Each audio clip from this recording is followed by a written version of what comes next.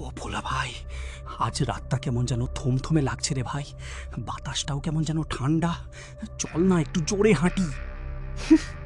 ধুর বোকা, তুই না একদম মরদ নোস।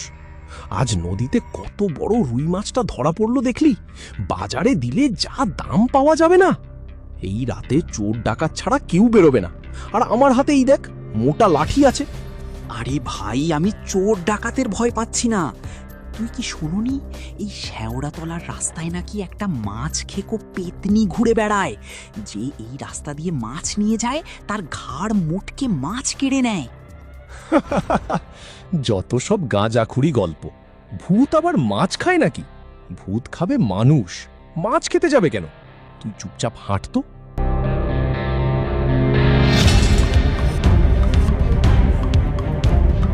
হঠাৎ করেই চারপাশ আরও অন্ধকার হয়ে যায়। একটা তীব্র পচা মাছের গন্ধ বাতাসে ভেসে আসে। গাছের ওপর থেকে একটা অদ্ভুত ছায়া নিচে নেমে আসে।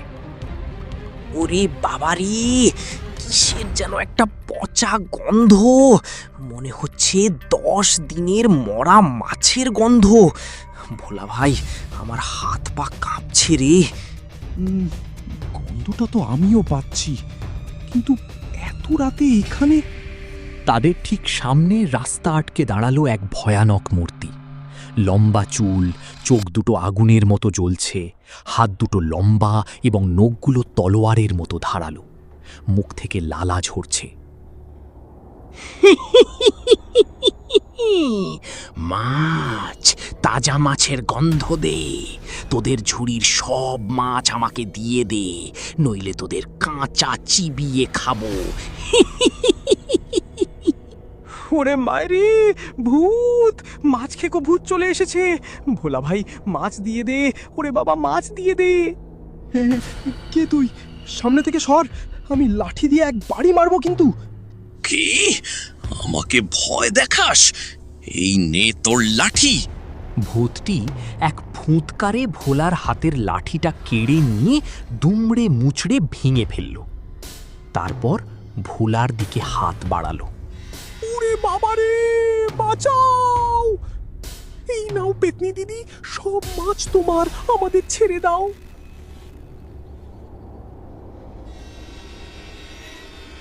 ভূতটি ঝুপ করে মাটিতে বসে ঝুড়ি থেকে কাঁচা রুই মাছটা তুলে নিল এবং কামড়ে কামড়ে খেতে লাগলো। মুখ বেয়ে রক্ত ও মাছের আঁশ পড়ছে। ভোলা ভাই, ও মাছ খাচ্ছে, এই সুযোগে পালাও। ভোলা আর বল্টু লুঙ্গি কাঁচা মেরে উল্টো দিকে দিকবিদিক জ্ঞান শূন্য হয়ে দৌড় দিল। পেছনে ভূতটা কাঁচা মাছ খাচ্ছে আর হাসছে। ভোলা আর বল্টু হাঁপাতে হাঁপাতে অক্ষয় দাদুর পা জড়িয়ে ধরে বসে আছে। দাদু হুকো খাচ্ছেন। গ্রামের আরো 2-1 মানুষ সেখানে দাঁড়িয়ে। দাদু গো, অল্পের জন্য কাল রাতে প্রাণটা বেঁচেছে। ওই শেওড়াতলার ভূতটা আমাদের সব মাছ কেড়ে খেয়ে নিয়েছে। আমরা গরিব মানুষ, এখন আমাদের কি হবে? তোরা তাহলে মাছ খেকো পেতনির খপ্পরে পড়েছিলি। ওই ভূতটা আসলে আজ থেকে 20 বছর আগের এক ম্যাছো কালীর আত্মা। বাজারে মাছ বিক্রি করতে যাওয়ার সময় এক রাতের ডাকাতরা তাকে মেরে এই রাস্তায় ফেলে দিয়েছিল। তারপর থেকেই মাছের ওপর তার এই চরম লোভ। কিন্তু দাদু, এর থেকে বাঁচার কি কোনো উপায় নেই? আমরা ওই রাস্তা দিয়ে না গেলে তো বাজারে মাছ নিয়ে যেতে পারবো না। একটা উপায় আছে। ভূত হোক আর মানুষ, লোভের একটা শেষ আছে। তোদের একটা ফাঁদ পাততে হবে। কি রকম ফাঁদ দাদু? পেতনিটা কাঁচা মাছ ভালোবাসে। আজ রাতে তোরা বাজারে যাওয়ার সময় ঝুড়িতে কিছু ভালো মাছ রাখবি, কিন্তু তার ওপরের স্তরে কিছু বিষাক্ত ও তীব্র ঝাল মাখানো নকল বা মরা মাছ রেখে দিবি। ভূত তো লোভের বশে না দেখেই মুখে দেবে, আর ঝালের চোটে সে এমন দৌড়ানি দেবে যে এই গ্রাম ছেড়ে পালাবি। ভোলা আর বল্টু আবার একটা ঝুড়ি নিয়ে আসছে।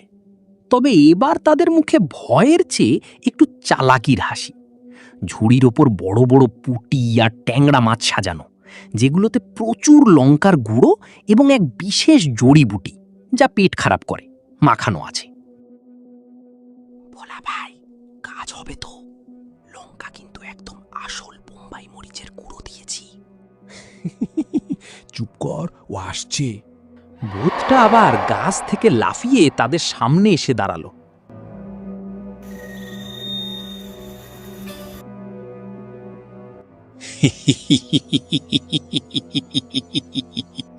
আবার এসেছিস? আজ তোদের চিবিয়ে খাবো। নাকি আবার মাছ এনেছিস? ওরে বাবারে, পেতনি দিদি, আমরা আজ তোমার জন্যই নদীর সবচেয়ে সেরা মাছগুলো নিয়ে এসেছি। এই নাও ঝুড়ি, আমাদের মেরো না।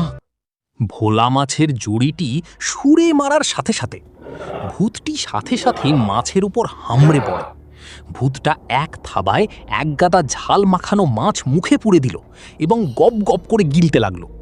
হঠাৎ ভূতটি চুপচাপ হয়ে যায়। কিছুক্ষণ পর চিৎকার দিয়ে ওঠে ঝালের কারণে আর ভয়ঙ্কর আওয়াজ শুরু করে।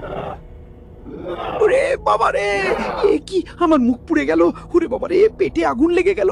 এ কি খাওয়ালি তোরা? উফ, উফ, উফ, উফ, উফ, উফ। কেমন লাগলো পেতনি দিদি আমাদের গ্রামের বোম্বাই মরিচের ঝাল? এবার কেমন মাছ খাবে খা। ওরে বাবারি, আর কোনোদিন তোদের গ্রামের রাস্তায় আসবো না, আর কোনোদিন মাছের নাম মুখে নেব না। ওরে বাবারি, মরে গেলাম রে। ভূতটা পেট চেপে ধরে লাফাতে লাফাতে জঙ্গলের ভেতরের দিকে দৌড়ে পালালো এবং এক সময় বাতাসে মিলিয়ে গেল। কি বন্ধুরা, বুদ্ধির কাছে ভূত কাত, তাই না?